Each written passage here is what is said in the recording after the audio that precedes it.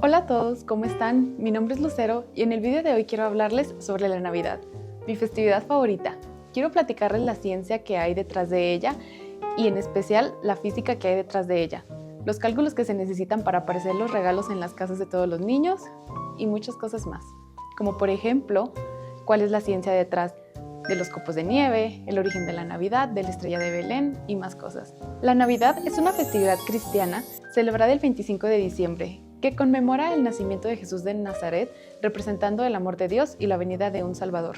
Aunque sus raíces se extienden mucho más atrás en el tiempo, está vinculada a antiguas celebraciones paganas romanas del solsticio de invierno, integrando elementos religiosos y seculares a lo largo de la historia. En la actualidad, representa más una celebración cultural de alegría, unión familiar, intercambio de regalos, tradiciones como villancicos, el árbol y la esperanza para un año nuevo. Santa Claus es conocido por la Navidad a nivel mundial. Está inspirado en la figura histórica San Nicolás de Mira, un obispo bizantino del siglo III nacido en la actual Turquía, conocido por su gran generosidad y por ayudar a los necesitados y dar regalos a los niños, dando origen a la actual tradición de dar regalos. Aunque sabías que el personaje que conocemos en la actualidad del traje rojo y blanco con la barba ganó popularidad gracias a una campaña publicitaria de Coca-Cola en los años 30? Yo no sé en los demás lugares, pero al menos en México y en algunas partes de Latinoamérica, el que trae los regalos son los Reyes Magos y el Niño Dios. Comenten en sus países quiénes son los que traen los regalos. Pero ¿y por qué celebramos entonces Navidad el 25 de diciembre, si esta fecha no coincide con el nacimiento de Jesús, quien de hecho se piensa que nació en primavera? Bueno, pues esta fecha tiene raíces en las antiguas celebraciones astronómicas. El 25 de diciembre coincide aproximadamente con el solsticio de invierno en el hemisferio norte, el día más corto del año. El término solsticio proviene del latín sol y solstere, que significa quedar quieto. Esto refleja la percepción de que el sol parecía descender en el cielo y después parar, para después volver a ascender de nuevo, alargando nuevamente los días. Muchas culturas y civilizaciones temían que durante el solsticio de invierno el sol pudiera desaparecer o morir. Y claro, imagina que eres un astrónomo antiguo y observas que conforme se acerca el solsticio, el sol parece descender y los días se van acortando. La tendencia apuntaría a que los días serían cada vez más cortos y el sol desaparecería por completo. O al menos eso pensaban. Imagina tu sorpresa al encontrar que en el solsticio de invierno el sol se detenía para después volver a ascender y alargar de nuevo los días. Yo también haría una fiestota. Civilizaciones como los romanos celebraban Saturnalia y el festival del nacimiento del sol invicto, Dies Natalis Solis Invicti. Los nórdicos celebraban el Yule, los mexicas adoraban a Huitzilopochtli y los egipcios a Isis y al niño Horus. Y posteriormente, como la fecha del nacimiento de Jesús era incierta, los cristianos dijeron, bueno, pues de aquí somos, y tomaron el 25 de diciembre como la fecha del nacimiento real de Jesús, porque dijeron, Él es la verdadera luz del mundo. Bueno, ¿y qué hay con la estrella de Belén? Esa que colocamos en la punta del arbolito. Bueno, el mío no tiene, pero la mayoría de los arbolitos tienen una estrella. Bueno, pues los astrónomos han planteado teorías fascinantes. Para entenderlo, analicemos el contexto. Imagina a los hombres más sabios del imperio más poderoso de aquel tiempo. Bueno, pues esos eran los Reyes Magos, quienes en realidad no eran ni reyes ni magos, sino astrólogos expertos. Seguro todos hemos escuchado la historia. Estos astrólogos estudiaban los cielos cuando notaron una anomalía celestial que interpretaron como la señal del nacimiento de un rey judío, al cual partieron para adorarle, guiados por esta estrella o anomalía, llevando los icónicos regalos, oro, incienso y mirra. Entonces, si queremos saber qué era en realidad esa anomalía celestial, tenemos que recrear el cielo exacto de esa noche, lo cual, al no saber la fecha verdadera del nacimiento de Jesús, resulta un poco complicado. Pero sabemos que no nació en el año 0, sino probablemente entre el año 6 y 4 a.C., y se tienen las siguientes hipótesis. 1. Un cometa. Sugerencias como el cometa Po-Xing, cometa sin cola, observado por los astrónomos chinos en el año 5 a.C., han sido considerados como la estrella potencial. 2. Fenómenos astrológicos. Los magos, siendo astrólogos expertos, podrían haber observado en realidad un fenómeno astronómico en lugar de una estrella real, como por ejemplo el nacimiento de una estrella o la explosión de una supernova. 3. Conjunción planetaria. Algunas teorías sugieren que podría haber sido una conjunción planetaria, particularmente la triple conjunción de Saturno y Júpiter que ocurrió en el año 7 a.C. 4. Movimiento retrógrada de Júpiter. Esta teoría propone que los Reyes Magos observaron a Júpiter en un punto estacionario, lo que los lleva a creer que marcó un nacimiento significativo. Y 5. Ocultaciones planetarias. La Luna eclipsando a Júpiter en la constelación de Aries, que según el astrofísico Michael Molnar, tenía un significado mesiánico. Sea como fuere, nos damos cuenta de que la astrología tenía un papel clave en la antigüedad. Ahora vamos con los elementos de la Navidad. Llegamos a mi parte favorita de la Navidad, las luces. Me encantan, son mi decoración favorita y creo que están en tendencia. Podemos ver cómo adornan las calles de todas las ciudades con estas luces. Déjenme en los comentarios los festivales de luces más bonitos. Pero bueno, las luces navideñas significan la fe, la esperanza y la alegría, representando a Jesús como la luz del mundo que vence la oscuridad. Con orígenes en antiguas civilizaciones paganas de usar velas para alejar el invierno y dar bienvenida a la luz del solsticio. Bueno, y la luz simboliza universalmente el conocimiento, la verdad, la iluminación y la sabiduría, en contraste con la oscuridad que representa la ignorancia. Pero, ¿y cuál es la ciencia de estas luces? ¿Cómo funcionan? Los primeros focos de Navidad desarrollados en el siglo XIX dependían de bombillas incandescentes, pero hoy la tecnología LED domina. La tecnología LED está basada en el diodo. De hecho, sus siglas significan Light Emitting Diode, diodo emisor de luz. El diodo es un componente electrónico de 2 puntas, que permite la circulación de energía a través de él en un solo sentido, funcionando así como una válvula que deja pasar la corriente en una sola dirección, del ánodo al cátodo, y bloqueándola en la opuesta, gracias a su unión de 2 capas de material semiconductor dopado tipo N y tipo P. Al utilizar semiconductores que dejan pasar a los electrones, crea una radiación electromagnética en forma de luz, cuando una corriente eléctrica los atraviesa, y como este componente puede variar su intensidad, los LEDs son capaces de generar una combinación de colores casi infinita. A diferencia de las fuentes de luz convencionales, como las bombillas incandescentes, las luces LED no dependen de un filamento para producir luz. Este proceso eficiente no solo genera luz de manera directa, sino que también reduce las pérdidas por calor, marcando un contraste significativo con tecnologías más tradicionales. Ahora hablemos del árbol. Bueno, y si ya vimos que la Navidad es todo en torno a la celebración de la luz, ¿de dónde viene entonces el árbol? Bueno, la tradición del árbol de Navidad se remonta a la prehistoria, donde los árboles de hoja perenne simbolizan la resistencia ante el duro invierno, celebrando la vida y el regreso de la luz solar. Los antiguos egipcios y romanos también incorporaron árboles de hoja perenne, o sea, follaje que no se cae, en sus celebraciones. Y Charles Dickens capturó la belleza de un árbol de Navidad a la luz de las velas, que simboliza los antiguos rituales de las celebraciones invernales. Hablemos ahora de la nieve. Otra cosa no necesariamente propia de la Navidad, pero sí importante, es la nieve. La ciencia de la formación de la nieve es fascinante. Seguro has escuchado que no hay 2 copos iguales, cada uno es único, como tú. La nieve se define como precipitación sólida, o sea, cuando se congela la lluvia. Estas gotas muy pequeñas de agua se congelan alrededor de una partícula microscópica, como polvo, polen o alguna otra sustancia sólida, y se forma un cristal de hielo. Luego, las moléculas de vapor de agua de alrededor se depositan sobre su superficie y el cristal va creciendo. Estos cristales se crean en la atmósfera mediante la absorción de gotitas de agua y, cuando colisionan, se unen entre sí y forman los copos de nieve. Si se unen muchos cristales, se volverán lo suficientemente pesados para caer al suelo por la fuerza de la gravedad y es entonces cuando decimos que está nevando. ¿Y por qué los copos de nieve tienen forma hexagonal? Seguro que si has visto un copo de nieve de cerca habrás quedado fascinado por su geometría perfectamente simétrica y radial, donde se distingue siempre una forma hexagonal. Pues bien, esta forma no es aleatoria, sino que representa la estructura atómica del agua, las propiedades de sus enlaces y la física que define a los estados sólidos. Entonces, la molécula del agua H2O, es decir, 2 átomos de hidrógeno y 1 de oxígeno, se unen siguiendo una disposición angular. Es gracias a esta colocación que es posible que se creen unos enlaces entre los 2 átomos, llamados puentes de hidrógeno. Y cuando hace mucho frío y el agua experimenta un cambio de fase hacia el estado sólido, las moléculas se organizan en estructuras cristalinas. Y es precisamente esta estructura cristalina la que tiene forma hexagonal. Y esto es porque es la forma energética más rentable, la que le cuesta menos trabajo. Ya sabemos, todos somos bien flojos, hasta el agua. Estos enlaces son fáciles de formar porque la carga negativa del oxígeno se atrae con la positiva del hidrógeno y esta forma permanece a medida que el copo de nieve va creciendo. condensando a nuevas gotitas de agua, las cuales se congelan y ramifican hacia los extremos salientes del hexágono, formado por los hidrógenos que no se habían unido a los otros átomos durante el proceso de la congelación. Bueno, ¿y por qué son todos diferentes si la estructura cristalina sigue los mismos patrones? Pues las condiciones ambientales de temperatura y humedad influyen muchísimo para que este patrón sea único para cada copo.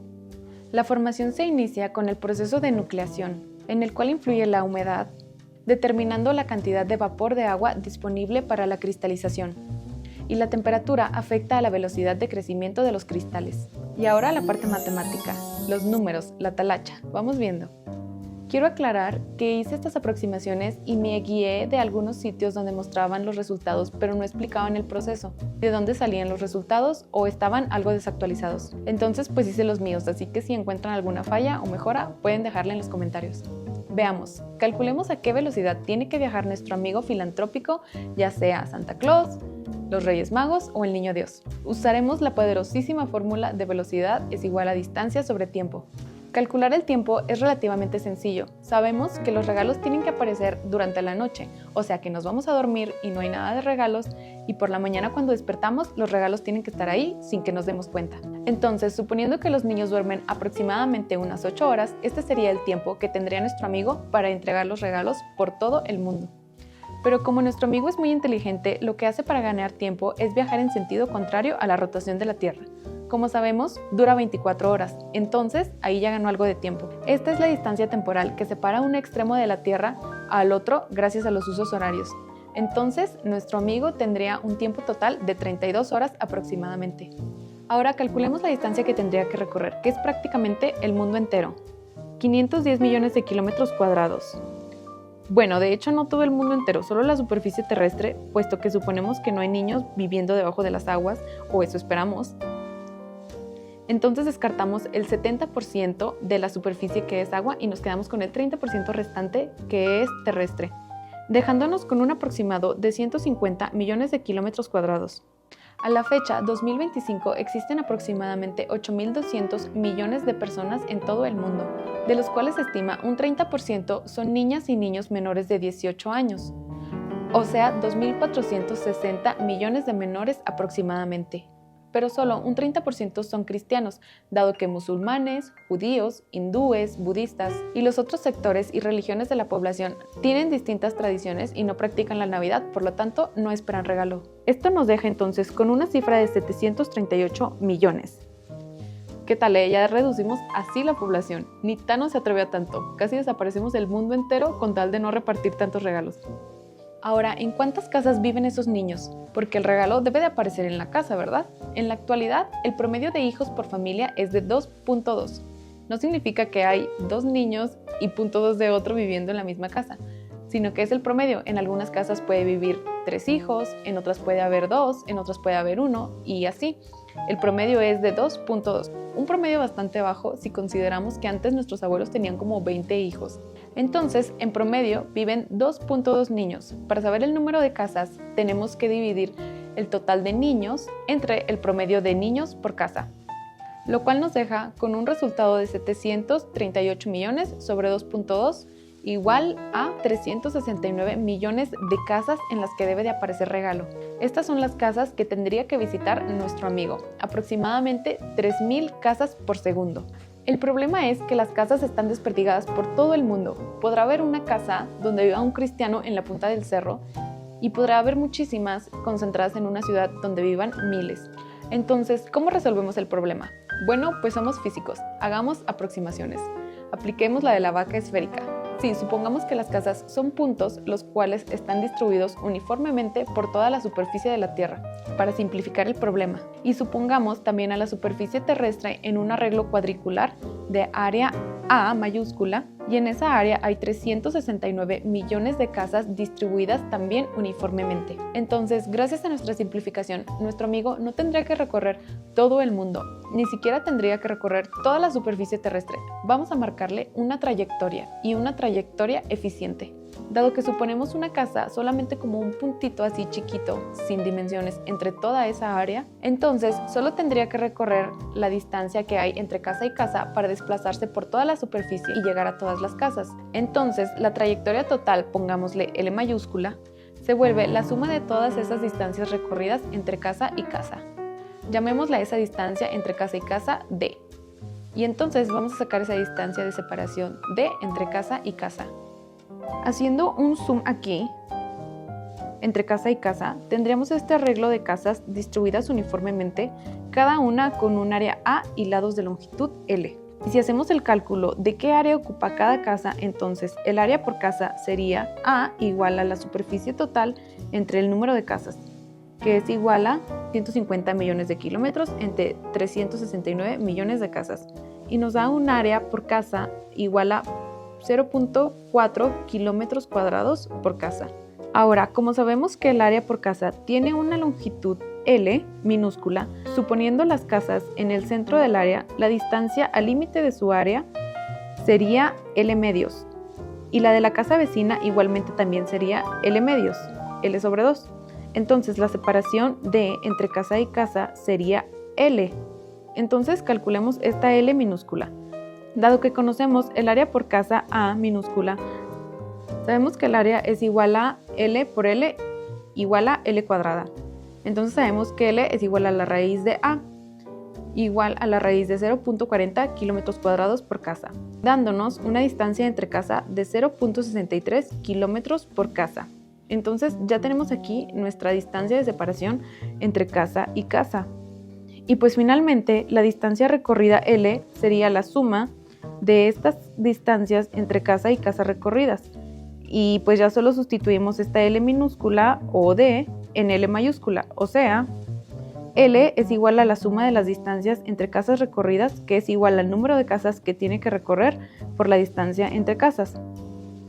Esto es igual a L mayúscula igual a 369 millones de casas por 0.63 kilómetros sobre casas, igual a 232.47 millones de kilómetros.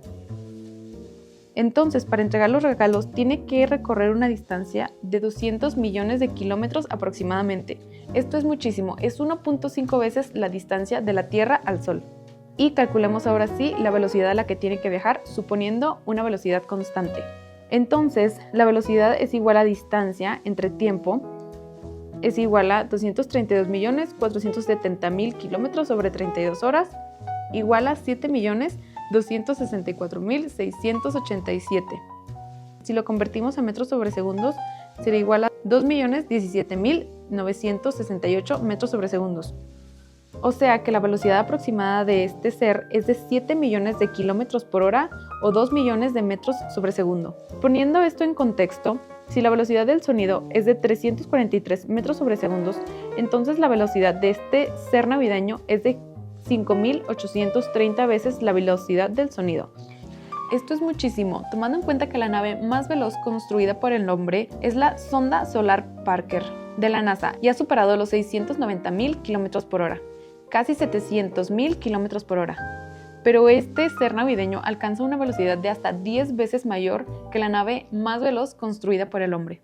Y en términos de la reina de velocidades, la velocidad de la luz, que es aproximadamente 300.000 kilómetros sobre segundo, la velocidad de este ser navideño sería de 0.006 veces la velocidad de la luz, lo cual, mira, no es nada despreciable. Entonces, ya que tenemos esta velocidad altísima, podemos ver todos los problemas que conlleva. Por ejemplo, la fricción con el aire. A ver, Santa no está viajando en el espacio, en el vacío, está viajando en la Tierra donde hay atmósfera. Y el choque contra las moléculas genera resistencia aerodinámica. Seguro que ustedes lo han sentido cuando sacan la mano del carro y sienten que por la fricción con el aire se las empuja para atrás. O por ejemplo en un avión, no se diga cuando atraviesa las nubes y hay turbulencia. Pues ahora imagínense estas velocidades, genera una fricción enorme que genera calor. Lo vemos también cuando un meteorito entra en la atmósfera o cuando algún objeto en órbita cae hacia la Tierra del cielo y empieza a arder. Esto es por las fricciones que se generan a estas altas velocidades. Entonces, para empezar, nuestro amigo filantrópico quedaría achicharrado. Así nada más, para empezar.